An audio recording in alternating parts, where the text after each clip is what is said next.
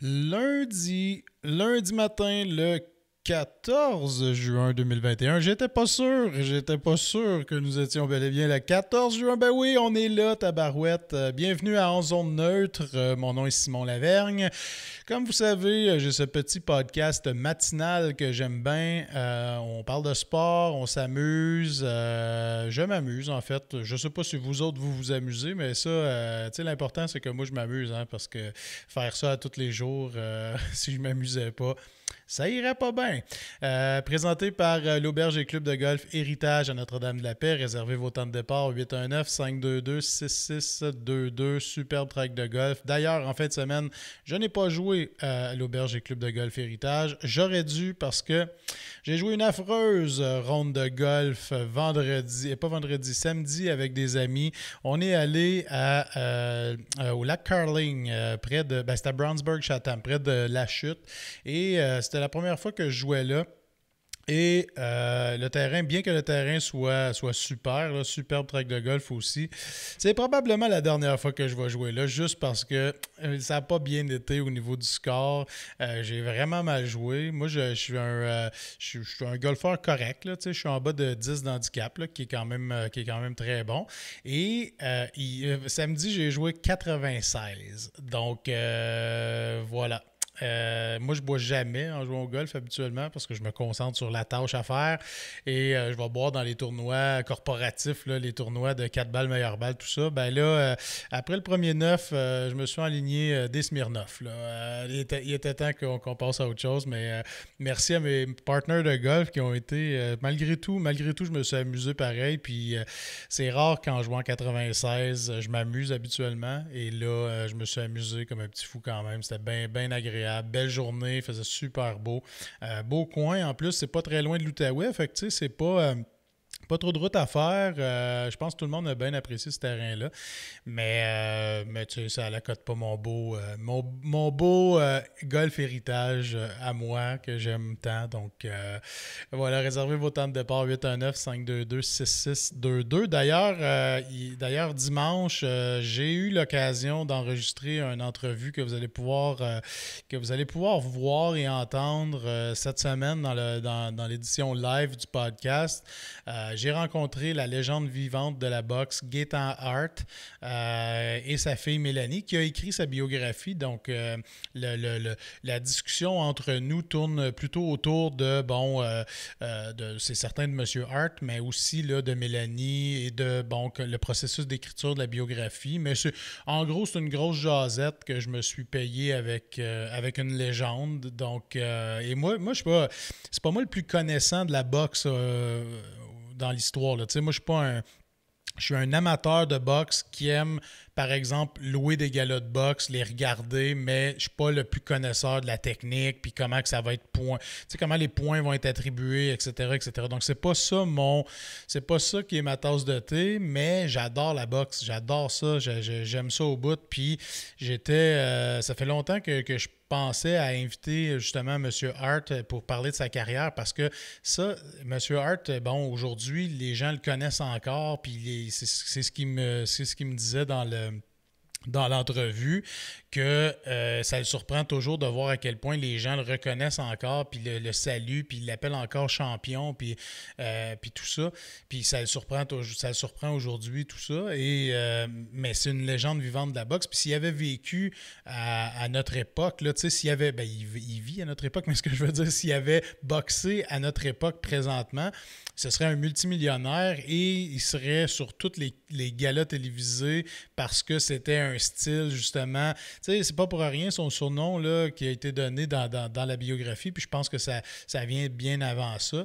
Le Rocky de la boxe québécoise, c'était carrément ça, M. Hart. Il commençait ses combats toujours un peu lent, tout ça, puis un moment donné, quand l'autre s'essoufflait, là, lui, il était encore top shape, puis là, il frappait, puis c'était un gars qui frappe qui frappe fort, qui frappe dur, tout ça. Donc, bien hâte de vous présenter ça cette semaine. Pour les connaisseurs de boxe, là, vous n'allez rien apprendre dans cette entrevue-là. C'est vraiment une entrevue sur M. Hart aujourd'hui et le processus de la biographie et tout avec sa fille. Sa fille qui est charmante comme tout, super gentille. On est de la même génération, là, on a sensiblement le même âge. Fait qu'on avait les mêmes références quand on discutait ensemble. Fait que c'était bien plaisant de les rencontrer. Puis c'était une super expérience. Puis merci à l'Auberge et Club de golf Héritage. Vous allez voir, on a enregistré ça directement dans l'auberge. Et on a pris des photos après et tout. Fait que c'était bien le fun. Fait que j'ai bien hâte de vous présenter ça cette semaine au podcast. La seule affaire, c'est que le son n'est pas génial parce que c'était la première fois que j'enregistrais avec des invités sur place, tout ça. Et j'essayais d'avoir le micro, si on veut, entre les invités pour que le son soit, tu sais, le son de la salle soit partagé et tout. Et finalement, on entend beaucoup la climatisation, puis le bruit ambiant, là, puis tout ça. Donc, la prochaine fois, je vais micer les deux personnes, ça va être moins de trouble, et puis on va y aller avec le son direct du micro. Mais bref, c'est pas le son qui est important tant que ça dans cet entretien-là, c'est surtout le propos puis la belle discussion que j'ai pu avoir avec eux. Donc, voilà, à suivre cette semaine. Soyez là pour l'épisode live. Parlant de cette semaine, ben là, ce soir, Tonight is the Night, hein, les Canadiens, sans faire de jeu de mots avec les Golden Knights, là, Tonight is the Night, les Canadiens qui vont affronter les Golden Knights de Vegas pour le premier match de la série en troisième ronde. Et ça se passe à Vegas. Donc, le match est à 21h ce soir. Donc, on va se coucher tard, pas le choix. Il faut suivre ça, ce match-là. Est-ce que le Canadien a une réelle chance de l'emporter? On en a parlé avec des amis en fin de semaine et je pense que toutes les discussions sont autour de la croyance. Donc, on espère donc que le Canadien peut rivaliser avec les Golden Knights de Vegas. Mais sur papier et sur ce qui s'est passé dans la saison, Vegas, 82 points au classement général, classement dans leur division en fait. 82 points en 56 matchs. Donc, ils n'ont pas perdu souvent. Sont allés, je pense qu'ils ont eu chaud peut-être en première ronde, là, les Golden Knights, parce que c'était allé en 7 matchs contre le Wild du Minnesota. Mais par la suite, rouleau compresseur à partir du deuxième match contre l'Avalanche du Colorado. Et les Golden Knights ont pris leur air d'aller, ce qui n'est pas une bonne nouvelle pour le Canadien, même si la plupart des gens disent, ben oui, on disait toujours avant chaque série ou même pendant les séries que le Canadien n'allait pas être de taille. Puis finalement, ben, ils l'ont emporté en 4 matchs en 7 contre les Maple Leafs et en 4 contre les Jets. Ce qui fait qu'ils ont remporté 7 matchs de suite. Donc, ils sont capables de gagner. Là. Puis ça, on ne met pas ça en cause, mais plus tu avances dans les séries, plus tu affrontes des équipes qui sont à leur apogée. Là. Je veux dire, eux autres aussi, ils ont passé 2 séries pour se rendre où est-ce qu'ils sont. Eux autres aussi ont joué du bon hockey, tout ça. Donc, on arrive là, on sépare ils disent les femmes, les hommes des enfants, ou je ne sais plus trop comment ils disent ça, l'expression, mais bref, ça va être du bon hockey. J'ai bien hâte de suivre ça. Je fais pas d'analyse de cette série-là parce qu'il y a trop d'impondérables. Il y a le fait qu'on pense toujours que Montréal vont se faire battre, puis finalement, ils jouent du hockey super inspiré, et bien que toutes les séries que j'ai regardées à date avaient tous l'air plus rapide, plus structuré que les matchs, par exemple, dans les séries du Canadien, ben je me fais toujours surprendre à voir que le Canadien s'adapte, ou plutôt l'autre équipe semble prendre le tempo du Canadien depuis, dans ces 7 matchs-là qui ont été remportés. Donc, l'analyse, elle ne tient plus. Là, je veux dire, la logique, c'est que Golden Knights gagne 104. Là, ça, c'est la logique. Là. Ça, c'est par exemple sur papier. Mais ça ne se joue pas comme ça. Ça se joue pas comme ça, le hockey. Puis le sport en tournoi, là, on est dans les séries éliminatoires, mais quiconque a déjà joué des tournois de hockey où est-ce que, par exemple, il était l'équipe négligée là, versus une autre équipe, ça motive, ça te rentre dans les tripes, tu veux pas te faire déclasser, puis ce que tu sais, c'est que tu es rendu à début de troisième période, c'est 1-1, puis tu as encore une chance de gagner le match. Fait que c'est souvent comme ça que ça se passe plutôt que ce qui est démontré sur papier ou ce qui a été joué dans la saison régulière. Donc, on parle complètement d'une autre saison, complètement d'autre chose. Et c'est sûr que ma prédiction serait les Golden Knights en 5, probablement. Mais je vais me tromper. Je suis presque sûr que je vais me tromper. Fait que Je vais dire les Golden Knights en 5, puis je vais me faire une deuxième prédiction. Je vais dire Montréal en 7, tiens, pour ce qui est complètement hors de la raison, mettons. Je vais prendre Canadien en 7. Et jeudi, je recevais justement mon ami Renaud Bourbonnais et Simon, mes amis Renaud Bourbonnais et Simon Bédard de Hockey le Magazine. Et Renaud est allé d'explications que lui, c'était le Canadien. Il voyait le Canadien en finale de la Coupe Stanley. Puis, ben, si les fans, les vrais fans, n'y croient pas, ben, qui va y croire, tu sais? Fait que moi, je me considère pas comme étant un vrai fan parce que je suis un fan des Sénateurs aussi. J'aime ces deux équipes-là, mais à la base, je suis un fan des Sénateurs. Mais j'ai embarqué dans le bandwagon. Là. J'ai vraiment embarqué, puis c'est le fun à suivre. Puis pour moi, pour le podcast, tout ça, ben, c'est le fun de pouvoir en parler à tous les matins aussi. Fait que on souhaite une victoire du Canadien à soir, tu sais, juste pour partir comme ça, là. Partir avec une victoire, donner un peu d'espoir. Puis après ça, ben, les Knights, si ma première prédiction est vraie, ils vont remporter les 4 prochains. Mais bon. Bref. Hey, les Blue Jays, hier soir, hier après-midi, étaient complètement en feu. L'ont emporté 18-4, puis pas contre des pieds de céleri, là, contre les Red Sox de Boston, qui sont en deuxième position dans la division. Une équipe qui avait 5 matchs d'avance sur les Blue Jays, justement, dans la division, l'Est de l'Américaine. Derrière les Rays de Tampa Bay, qui sont complètement partis.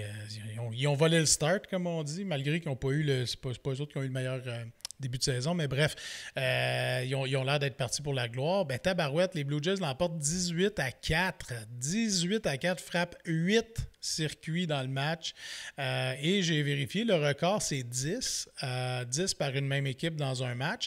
Et ce record-là appartient aux Blue Jays. Donc, pas les mêmes Blue Jays. Les Blue Jays, aujourd'hui, ils ne frapperaient plus autant de longues balles. Là. Les Blue Jays de 1987, en fait.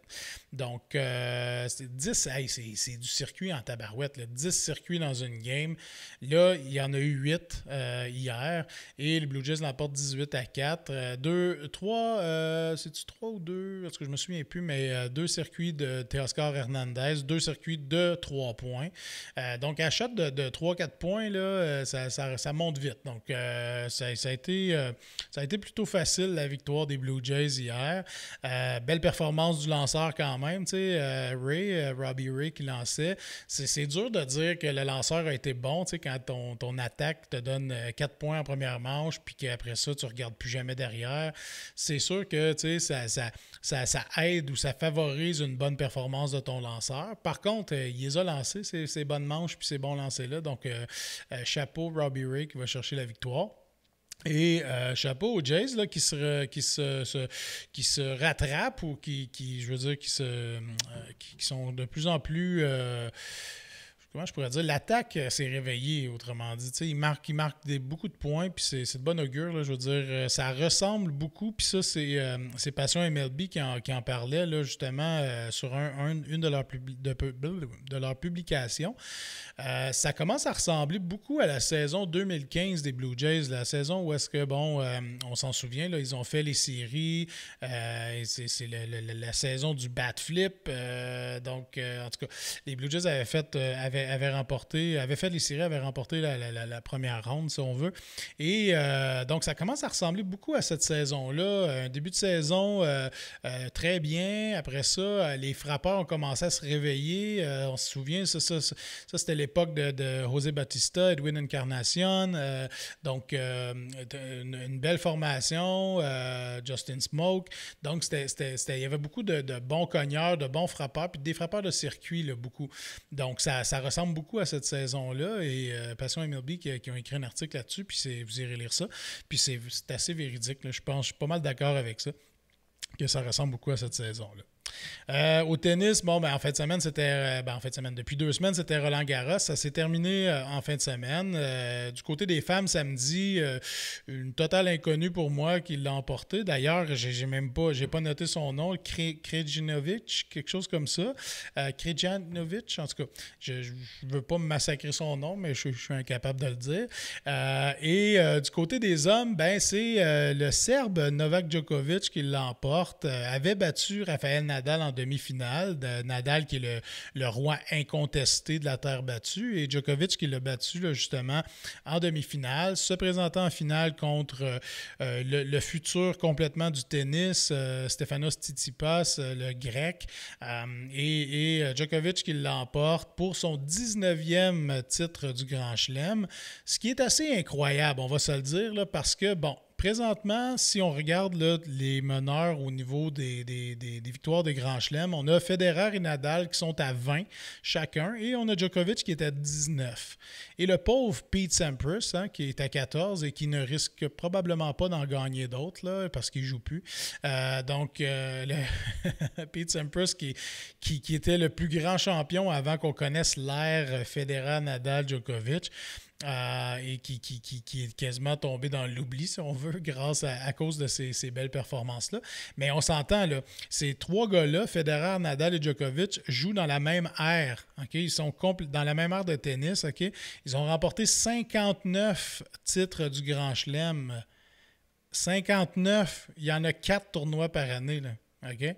Donc, c'est dire que... Puis, tu sais, les autres tournois qui ont été remportés, là, on s'entend, en Australie et aux États-Unis, il y a eu d'autres gagnants. Mais Roland-Garros et Wimbledon, là, on s'entend, là, c'est Djokovic, Federer et Nadal qui ont gagné, la quasi-totalité de ces grands chelems-là au cours des dernières années. Là. Puis quand je dis les dernières années, ben, ça fait 15 ans qu'ils dominent, peut-être un peu plus même. Tu vois, Federer a commencé en 98, Nadal un petit peu après, puis Djokovic un petit peu après. Donc, ça fait 20 ans, là. Ça fait 20 ans qu'ils dominent ces gars-là. 59 titres du Grand Chelem. Et je vous fais une petite prédiction. Je pense que Roger Federer va remporter Wimbledon cette année parce que je pense que c'est ça qu'il veut gagner. C'est ça qu'il veut remporter. Je pense qu'il va peut-être prendre sa retraite par la suite parce que, bon, ça n'a pas été facile. Ça fait 1 an qu'il joue pratiquement pas. Il a été opéré au genou, tout ça. C'est pas facile j'imagine, pour le body hein, de suivre à cet âge-là. Le Federer qui approche la quarantaine, là, on va se le dire. Donc, d'après moi, là, il va tout donner à Wimbledon. Et ça ne m'étonnerait pas qu'il remporte ce tournoi-là. Et peut-être qu'on le reverra par la suite, mais je fais une prédiction un peu folle. Je pense que Roger Federer va remporter Wimbledon et va tomber à 21 Grands Chelems, là, qui va être le roi incontesté. Mais malgré le fait que Nadal en a remporté 20 et que Djokovic est à 19 présentement, je pense qu'il n'y a pas vraiment... même si Nadal et Djokovic ont gagné des tournois majeurs, tout ça, je pense que c'est un peu grâce à Roger Federer. Puis je m'explique, c'est que Federer était tellement dominant à un certain moment donné que les joueurs ont commencé à vouloir battre Federer. Federer continuait à gagner. Là. Personne ne le battait. Il gagnait des grands chelems, puis let's go. Il ne perdait pas. Il gagnait d'autres tournois. Là. Il est rendu à 111 tournois de gagnés dans sa carrière.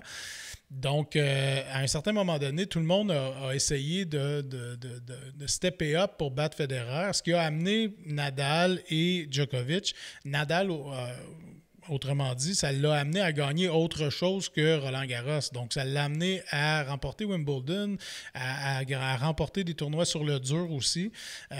Donc, c'est mon humble analyse. Là. Je ne vous dis pas que je suis le plus connaissant non plus. Là. Je ne suis pas Hélène Pelletier.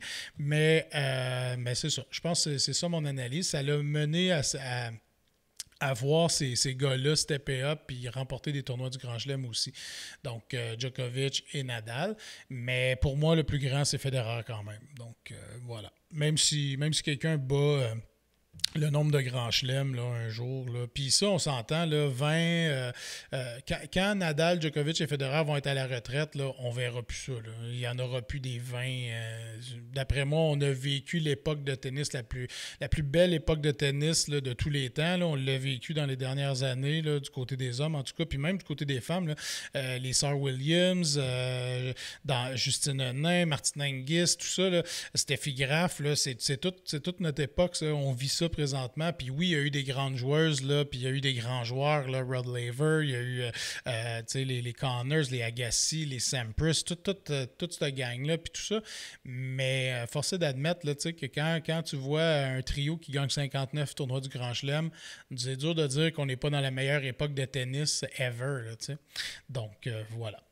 Au golf, cette semaine, ça commence jeudi, tabarouette. Là, j'espère que vous êtes hype parce que c'est le 121e US Open qui commence jeudi. Ça se passe à Torrey Pines, un terrain incroyable. Pour vrai, ça va être du bonbon. J'ai hâte de voir ça. Qui va l'emporter? Hey, c'est tellement difficile au golf en ce moment. En fin de semaine, c'est un kid de 22 ans c'était son deuxième tournoi sur le circuit de la PGA qui l'a emporté. Son nom m'échappe, là, je ne l'ai pas noté, mais fait, n'importe qui peut gagner. C'est sûr qu'on souhaiterait voir les Kingpins. Là, Phil Mickelson qui a remporté le tournoi il y a 2-3 semaines. On aimerait voir des Kingpins comme Phil, comme Rory McIlroy peut-être, les Justin Thomas, les Jordan Spieth, les Bubba Watson, John Ram, Dustin Johnson, on aimerait voir ces gars-là l'emporter. Mais là, il y a comme une petite vague là, après la victoire de Phil, là, où est-ce qu'on... C'est dur à dire qui va remporter les tournois. Là. Donc, j'ai hâte de suivre ça en fin de semaine. Ça va être un excellent tournoi. Donc, je vous suggère. Et aussi, là, pour les amateurs de soccer, là, on a l'Euro là, qui se déroule en ce moment.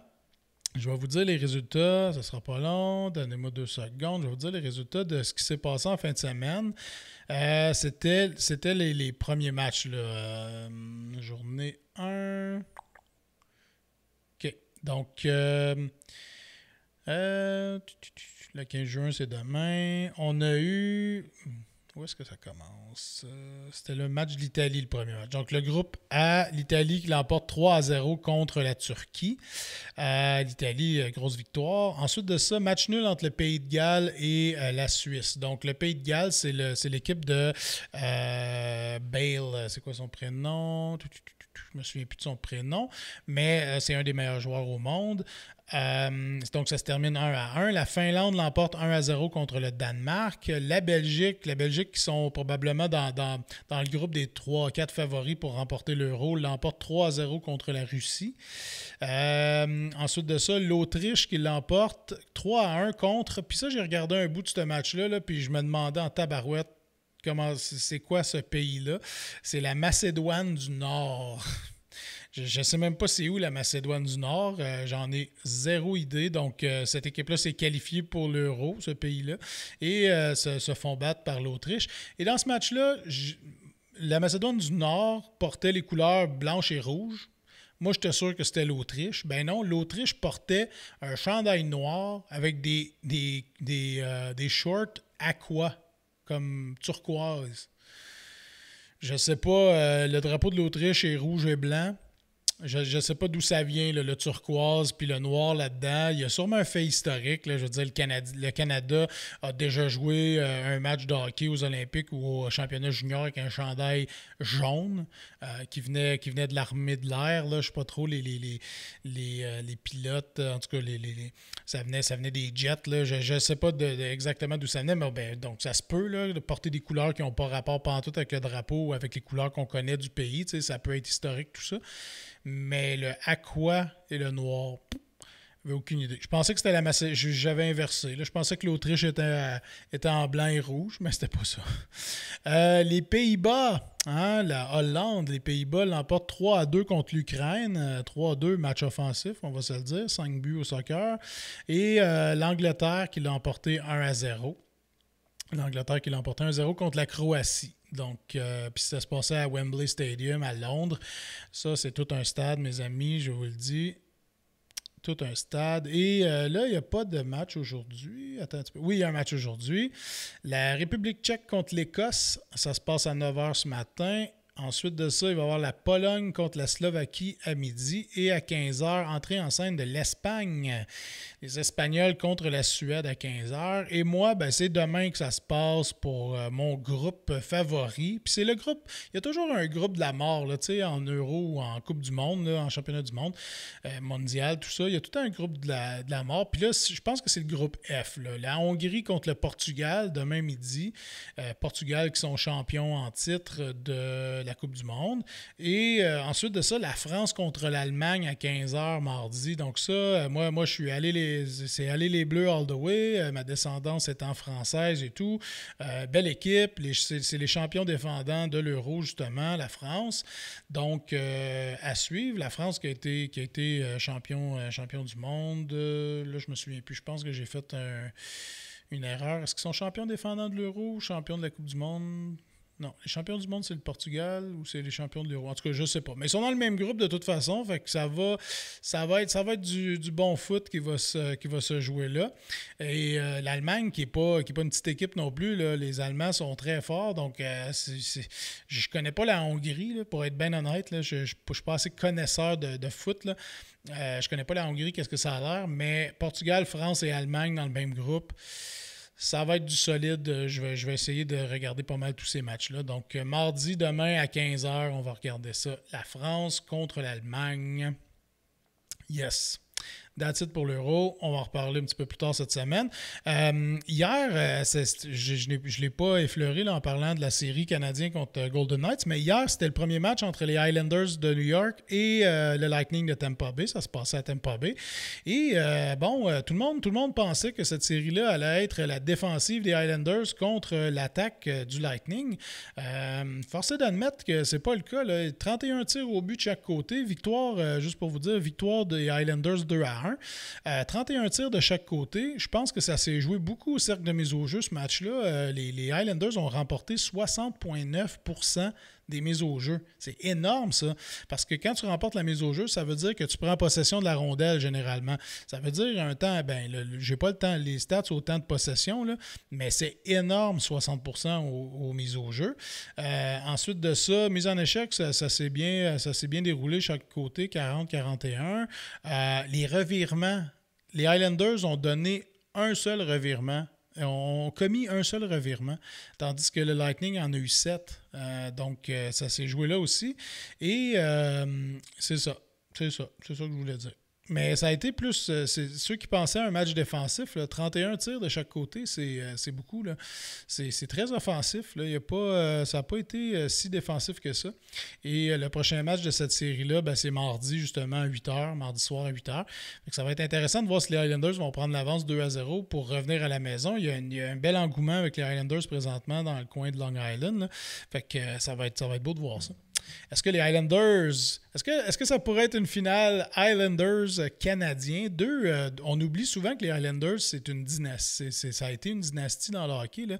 Dans le temps de Mike Bossy, dans les années fin 70-80, ils ont remporté, si je ne me trompe pas, à un certain moment donné, 5 Coupes Stanley d'affilée. Donc, les Highlanders, là, il y a de l'histoire dans cette équipe-là. Est-ce que ça pourrait être les Highlanders contre le Canadien en finale de la Coupe Stanley? Il y aurait quelque chose de magique là-dedans, je pense, de revivre ce genre de série-là. Ce serait super intéressant. Bref, on verra bien. On verra bien qu'est-ce qui va arriver. On va savoir ce soir si le Canadien est de taille à affronter les Golden Knights. Fait que... à suivre, comme dirait l'autre, après le match de ce soir. Donc, voilà, c'est tout pour ce matin. On se reparle demain matin. Il y a une belle journée. En Outaouais, ici, c'est plutôt gris. Annonce un peu de pluie. Mais bref, c'est lundi. Hein, on travaille pareil. Fait qu'il peut bien mouiller le lundi en autant qu'il fasse beau à la fin de semaine. Ça, c'est mon motto, comme on dit. All right, passez une belle journée tout le monde. On se reparle demain. Ciao.